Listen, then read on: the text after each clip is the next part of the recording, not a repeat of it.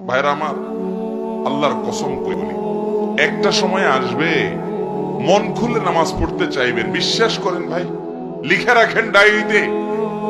আপনাকে যদি আল্লাহ হায়াতে বাঁচিয়ে রাখেন, যুবক ভাইয়েরা, তরুণ ভাইয়েরা, একটা বয়স আসবে মনে চাইবে একটু রবকে মন খুলে সেজদা দেই, একটু লম্বা করে রুকু করি।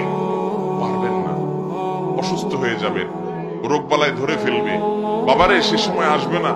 বৃদ্ধ মুরব্বীদেরকে, চাচাদেরকে জিজ্ঞাসা করেন, চাইলেও অজু ধরে রাখতে পারে না, নামাজ পড়তে পারে না, চাইলেও পারে না। একটা সময় আসবে চাইবেন, পারবেন না। নামাজটাকে সুন্দর করেন, সময় মতো পড়েন, অনেক রাকাত নামাজ পড়বেন, নফল নামাজ পড়বেন। এটার চেয়ে উত্তম হলো ফরজটা পড়লেন, মূল সুন্নত গুলাই পড়লেন, কিন্তু ধীরস্থিরতার সাথে পড়লেন। 10 রাকাত তাড়াহুড়া করে পড়ার চাইতে 2 রাকাত আস্তে আস্তে পড়া অনেক বেশি